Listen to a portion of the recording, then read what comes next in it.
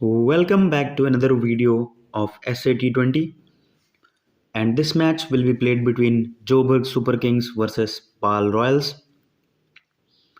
Match थोड़ा सा important रहने वाला है क्योंकि क्वालिफिकेशन ऑन द लाइन है जोबर्ग के लिए। पॉल रॉयल्स ऑलरेडी क्वालिफाइड है, पर वो भी अपनी फॉर्म को मेंटेन करना चाहेंगे और चीज़ें टेस्ट करना चाहेंगे। तो रॉयल्स इस मैच में कुछ एक्सपेरिमेंट्स कर सकते हैं अपनी बेंच स्ट्रेंथ को टेस्ट करने के लिए, या फिर उन प्लेयर्स को मौका देके जो अभी तक थोड़ा सा ओवर शेडोड रहे हैं, क्योंकि पूरी टीम का टॉप ऑर्डर देखें तो फॉर्म में रहा है अभी तक और सारे बॉलर्स भी फॉर्म में रहे हैं अभी तक। तो वो उन नए प्लेयर्स को भी मौका देना चाहेंगे कि वो अपने आप को आगे प्रूव कर सकें, और just in case to know कि उनकी बेंच स्ट्रेंथ अच्छी है या नहीं, और बड़े मैचेस में कोई प्लेयर उसमें से उनके लिए निकल के परफॉर्म कर सकता है स्टैंड आउट करके। तो देखने वाली रहेगी ये चीज़ कि क्या चेंजेस करते हैं रॉयल्स, और उस हिसाब से अपनी टीम्स को बनाएंगे। पर उससे बड़ी बात अभी के लिए ये है कि जो नया पॉइंट सिस्टम आया है ड्रीम 11 का, देखो यार ऑनेस्टली बताऊँ ना तो ये बहुत गलत है। ये एक तरीके से देखा जाए तो एक एक क्राइम हो गया है फैंटेसी प्लेयर्स के लिए। ऑलरेडी जब 7-4 का कॉम्बिनेशन चेंज किया था तो उसमें से इन्होंने स्किल गायब कर दी थी। आई थिंक स्किल का यूजेस इन्होंने 20% कम कर दिया था, या फिर 30-40% ही कम कर दिया था, क्योंकि जहाँ पे 7 और 4 का कॉम्बिनेशन होता था, जब मेन स्किल का टेस्ट तो तभी होता था ना कि 7 प्लेयर तो आपने विनिंग टीम का ले ही लिया है, जो वीक टीम है उसका अच्छा 4 प्लेयर निकालो तुम, और फिर सीवीसी लेके जाओ, रिवर्स सीवीसी करके जाओ कि वीक टीम का वाइस कैप्टन अच्छा परफॉर्म करे स्ट्रॉन्ग टीम के किसी भी प्लेयर से अच्छा। तो वो था भाई स्किल का गेम जो असली में था।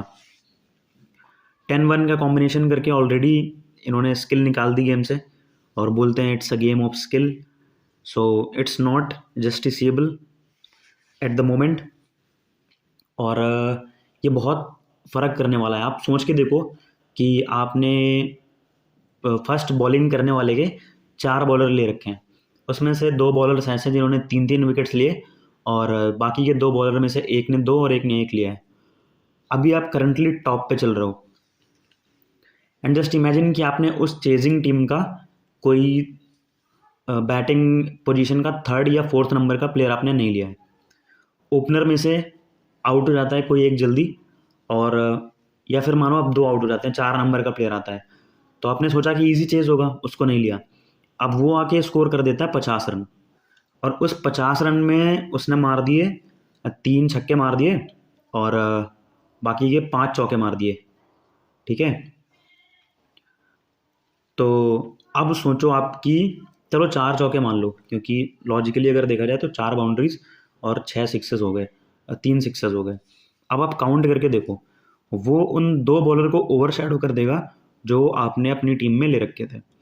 तो ये गेम ऑफ स्किल कहाँ से हुआ अब, कि कोई अच्छा बॉलर अगर खेल रहा है, बुमराह खेल रहा है, अगर ये सपोज करो पॉइंट सिस्टम आईपीएल में आ जाता है, तो वहाँ आपने ट्रेंट बोल्ट ले रखा है, बुमराह ले रखा है, दीपक चहर ले रखा है मुंबई इंडियंस की टीम में, और वो खेलते हुए चले जाते हैं, ऑल आउट कर देते हैं टीम को 2-2 विकेट शेयर करके आपस में। चलो तीनों बॉलर्स ने 2-2 विकेट लिए, एक बैटर उनका आपने ले लिया, 4 नंबर पे बैटिंग कर रहा है तिलक वर्मा। ठीक है, अब वर्मा जी आके स्कोर कर देते हैं 50 रन।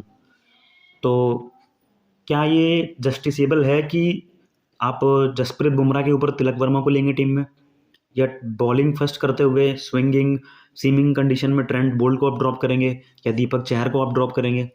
तो ये कहीं से भी गेम ऑफ स्किल नहीं है, ये तो पूरा वही हो गया है कि आप आंख बंद करके सारे बैटर को भर लो, उन्हीं को सीवीसी करो, 1 से 2 बॉलर ले लो, और बस वही लेके जाओ। ये तो क्लैश और इंक्रीज करेगा, ना चाहते हुए भी लोगों की सेम टीम बनेगी अब।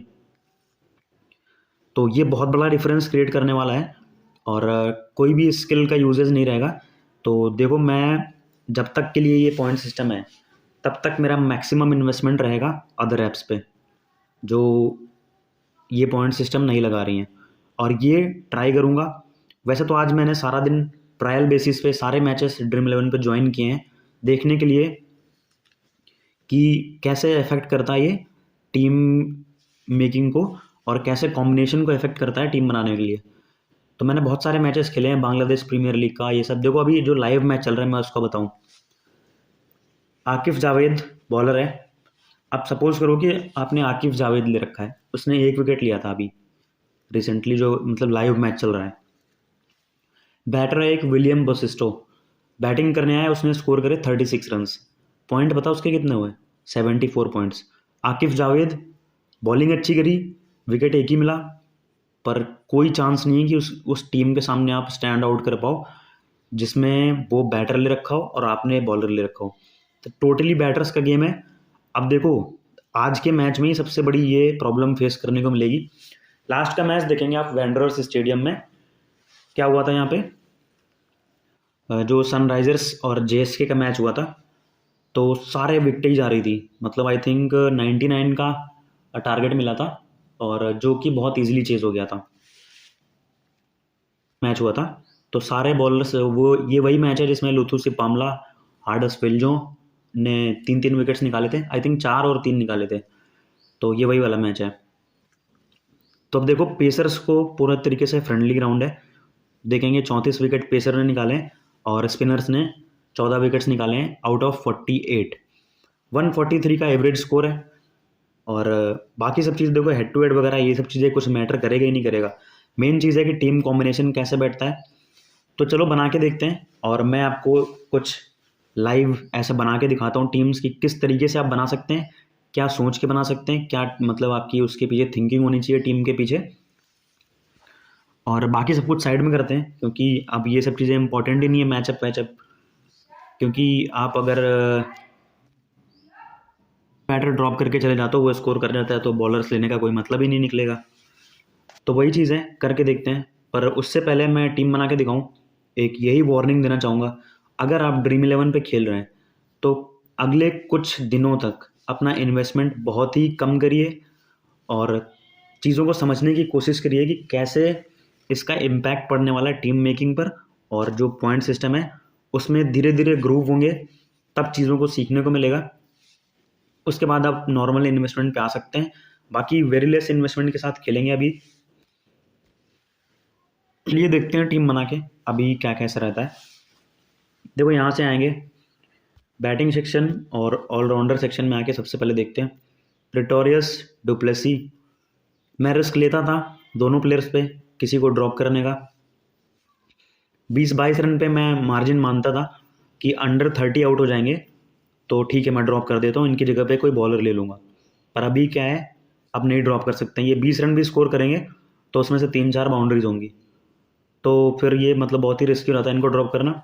अब नहीं ड्रॉप कर सकते हैं आज के मैच में। जो रूट बैटिंग से भी पॉइंट, बॉलिंग से भी पॉइंट, तो कैप्टेंसी के सबसे पहले चॉइस और सबसे इम्पोर्टेंट यही निकल के आए गए। दूसरे हो जाएंगे यहाँ से, देखो कुछ बॉलर्स तो आपको लेने ही लेने हैं। बियॉन फॉर्टेन डॉट बॉल का भी 1 पॉइंट आ गया है, ये बहुत सारी डॉट बॉल्स डालते हैं। आई थिंक अगर इन्होंने मैच में 10 डॉट बॉल डाल दी, 10 उसका हो गया, कोई मिडन ओवर कर दिया उसके पॉइंट्स हो गए, और 1 विकेट ले लिया तो उसके पॉइंट्स हो गए, तो ये इंपॉर्टेंट बॉलर बन जाएंगे। तो देखो डॉट बॉल वाला सिस्टम तो ठीक है मेरे हिसाब से। मैं ये सोचता भी था कि बॉलिंग बहुत अच्छी करके गया है बंदा, अगर 4 ओवर में और विकेटलेस रहा है तो कम से कम यार 20-25 पॉइंट तो देना चाहिए। तो उस बॉलर या उस बैटर से तो अच्छा कर ही जाए जो 0 पे आउट हो गया। इसका कोई फ़ायदा नहीं होता था कि आपने कोई बॉलर लिया और वो विकेटलेस रहा, 4 ओवर बॉलिंग करी और 10 रन दे के गया, विकेटलेस रहा तो कुछ पॉइंट्स ही नहीं मिले। उसकी जगह पे किसी ने कोई बैटर लिया है और वो 10 रन स्कोर कर गया, तो वो आपकी टीम से ज़्यादा पॉइंट है। तो ये चीज़ तो बैलेंस आउट है, ठीक है, पर वो रन वाला तो अभी मेरे समझ में नहीं आ रहा है। बाकी देखते हैं। देखो पेसर्स का ग्राउंड रहेगा, तो मुजीब भी इंपॉर्टेंट है, विकेट टेकर है, और विल्जो सिपामला ये सब तो है। इनको छोड़ो, पहले बैटिंग सेक्शन में देखते हैं किसको किसको टीम में ले सकते हैं। Jonny Bairstow, Devon Conway must pick रहने वाले हैं। अब देखो यहाँ से आपको दिख रहे होंगे रूबिन हरमन, सिलेक्शन इनका अच्छा खासा हो गया है अब लास्ट मैच की इनिंग्स के बाद, 60% सिलेक्शन है। इनकी एक खास बात बता दूं, रूबिन हरमन चेज करते हुए हमेशा अच्छा करते हैं। अगर इनकी टीम बैट फर्स्ट कर रही है आप रिस्क लेके ड्रॉप कर दो, अगर चेज कर रहे हैं तो फिर आप नहीं ड्रॉप कर सकते हैं, क्योंकि पास्ट में जितने भी मैचेस खेले हैं और इस ग्राउंड पे भी इन्होंने आई थिंक एक इनिंग खेली है और वो चेज़ करते हुए 50 लगाई थी। तो चेज़ करने में थोड़ा सा अच्छा रहते हैं, कंफर्टेबल रहते हैं, तो चेज़ करते हुए आपको टीम में पिक करना है। लुइस डुप्लॉय आज अगर खेलते हैं इस ग्राउंड पे हेड टू हेड में और वेन्यू में, बहुत ही अच्छे रिकॉर्ड हैं इनके, तो मेरे हिसाब से इनको टीम में चेंज अगर होता है तो खेलेंगे तो हमारी टीम में भी रहेंगे। नए पॉइंट सिस्टम के हिसाब से अटैकिंग बैट्समैन है, अच्छा खेलते हैं और 20-30 रन करके भी आपको अलग से मतलब वैल्यू दे के जाएंगे अपनी।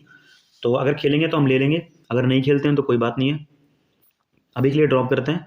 डेविड मिलर बाउंड्री हिटर हैं, मेन बात ये है अगर आ गए फिनिश करने के लिए गेंद और उस टाइम पे इन्होंने 4-5 बाउंड्रीज स्कोर कर दी तो ये भी आपकी किसी बॉलर को या 2 बॉलर्स को ओवर शैडो कर जाएंगे। तो इसलिए मिलर को भी इस मैच में टीम में जगह मिल सकती है। देखो यहाँ से लुइस डुप्लॉय और विहान लूप जो भी खेलेगा उसमें से हम एक को ले लेंगे। विहान लूप को अभी तक ज़्यादा मौका नहीं मिल रहा था, दोनों लास्ट के मैचेस में चेज़ में आए हैं और चेज़ करते हुए इन्होंने मतलब अच्छा स्कोर कर दिया था, 15, 16, 20 रन और थोड़ा सा अच्छे टच में लग रहे थे, तो इनको भी लेंगे। और ऑलराउंडर में आते हैं, देखते हैं कोई बैटिंग ऑलराउंडर हमारे लिए, वो है मोइन अली। और उसके बाद तो सारी पिक्स बॉल फर्स्ट और बॉल सेकंड पे डिपेंड करती हैं, जितनी भी हैं इनको छोड़ के यहाँ से आप विहान लूप मिलर इनको निकाल दीजिए तो ये बेस टीम रहेगा। ये 8 के 8 प्लेयर्स देखो, 2-2 मैंने हर सेक्शन से निकाल लिए हैं, ये मस्ट पिक रहेंगे, इनको आप टीम से नहीं निकाल सकते हैं किसी भी कंडीशन में। बाकी 3 प्लेयर्स आपकी टीम में कंडीशन बेस रहेंगे।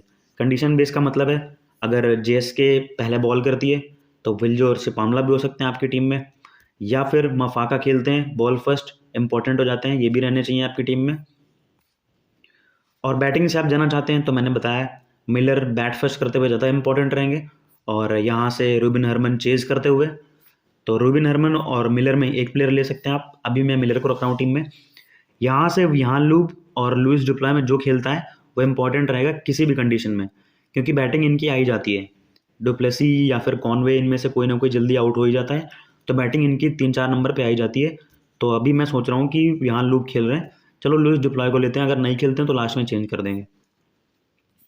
फिर आते हैं, देखते हैं कोई ऐसा प्लेयर जो बॉलिंग से भी वैल्यू दे जाए और बैटिंग से भी, तो ऐसा मुझे लग रहा है या तो लास्ट प्लेयर मेरा इस मैच में इवान जोन्स या फिर डयान गैलियम में से हो सकता है। बैटिंग से भी वैल्यू और बॉलिंग तो डेथ में यहाँ पे पेसर्स का वेन्यू है तो स्पिनर्स का ज़्यादा गेम रहने में नहीं वाला है।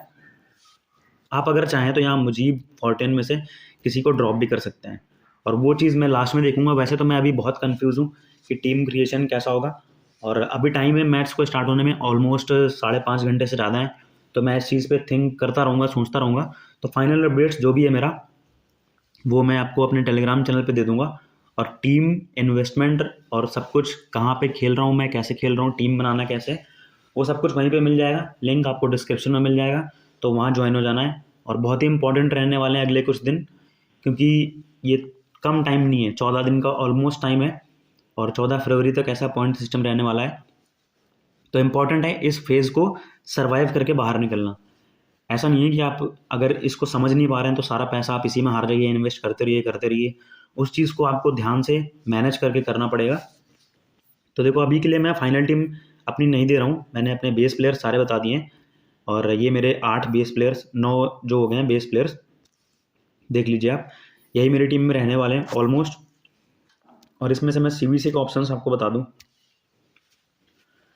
कैप्टन वाइस कैप्टन ऐसे प्लेयर्स जो बॉलर मतलब बैट से ज़्यादा कंट्रीब्यूशन हो और थोड़ा बहुत बॉलिंग से भी, या फिर ऐसे बैटर जो कैचिंग पोजीशन में रहता हो।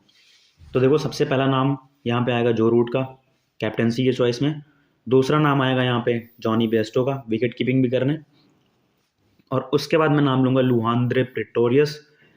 जिस तरीके से बैटिंग करता है बंदा, ये आपको 40 रन भी स्कोर कर गया ना तो फिर ये बाकी सबसे स्टैंड आउट कर जाएगा जो आपके बाकी प्लेयर्स होंगे टीम में या इनके साथ जो ऑप्शन में रख रहे हैं आप सीवीसी के।